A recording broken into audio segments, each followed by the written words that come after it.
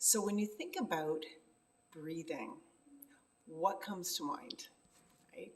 Inhale, exhale, filling up our lungs. Maybe we inhale and lift ourselves up, or maybe we exhale and deflate like a balloon. I don't know. What I'd invite you to think about is the fact that breath is the language of our body.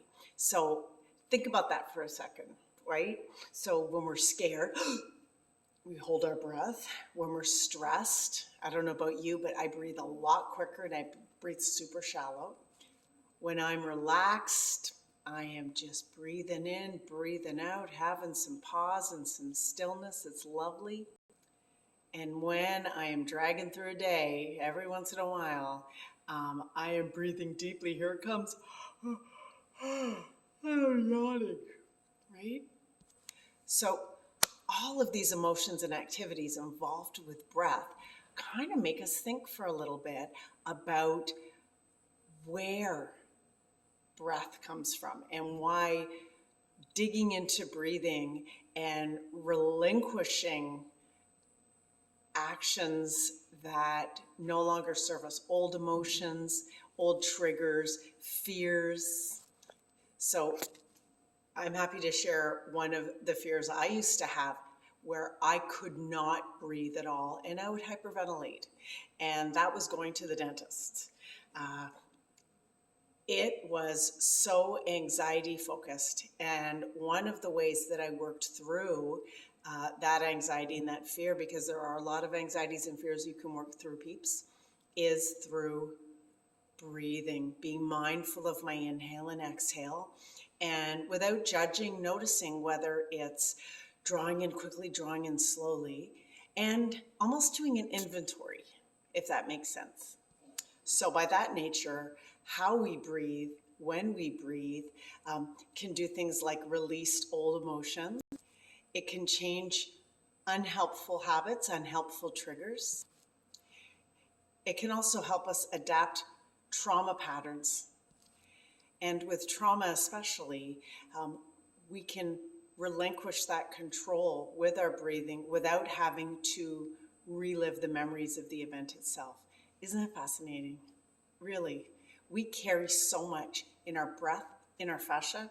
We could talk about this for hours, but I want to make sure that we keep this nice and short and sweet for you. Okay, so there are 4 components when we're teaching breath, whether we're with yoga instructors or yoga class, or maybe a personal training client that's learning how to breathe as they lift and lower.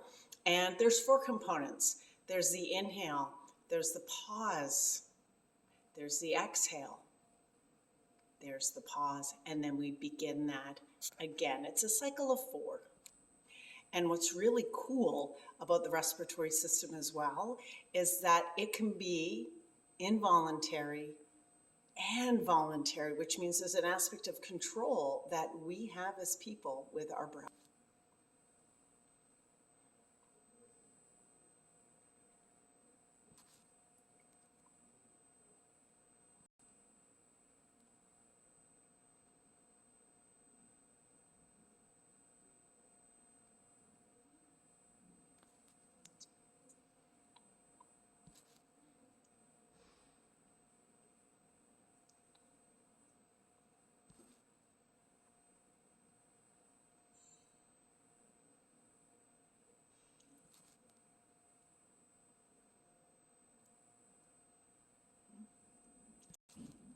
And just that, even that simple fact that we go between voluntary and involuntary systems mean that we can also impact other systems, our immune system, our cardiovascular system, our endocrine system.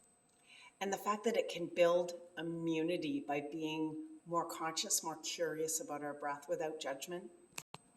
Did you know that 70% of our toxin load actually is excreted through our body through our breath? And when we do full body breathing, it actually goes through our whole body, our intercostals that are so underutilized when we are breathing super shallow. And that means we can get rid of toxins and negative energies that we're holding on to right? Like, for example, when somebody comes into a room and the energy shifts, right? That's what I'm talking about.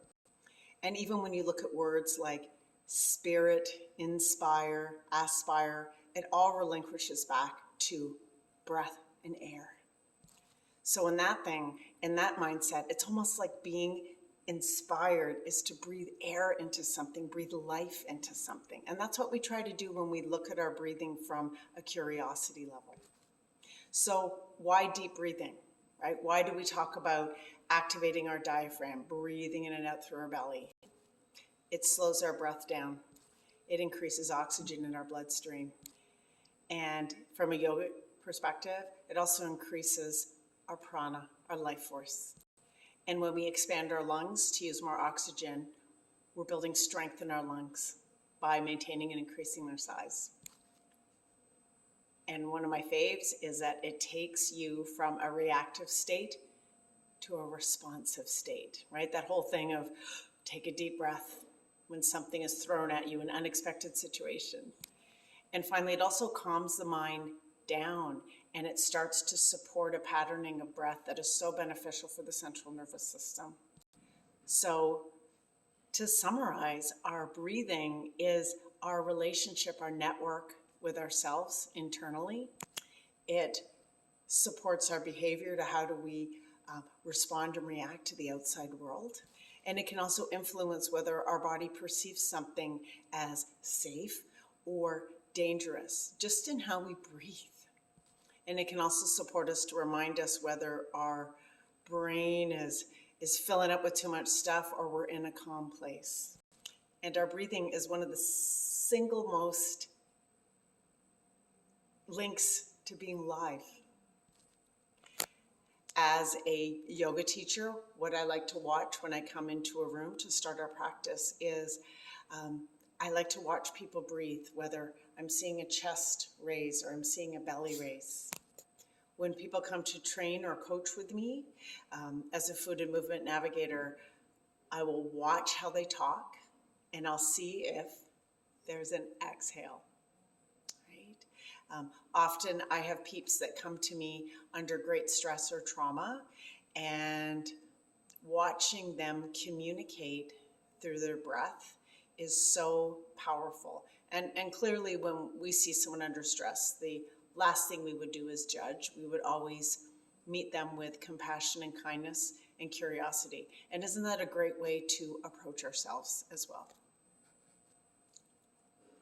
So we're looking at 4 different ways to breathe, to be more mindful, and to be more curious. Want to see them?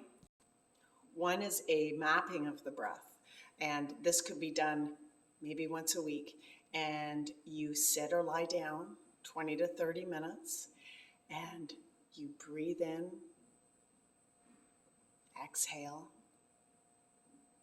and hold your breath until you're ready to inhale again. Another one is the numbers breath, and we have lots of different numbers that we'll utilize. I would utilize right now 4, 7, and 8. So we breathe in for 4,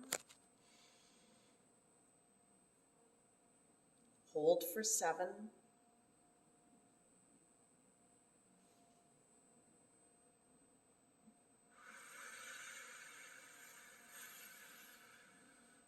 release for 8.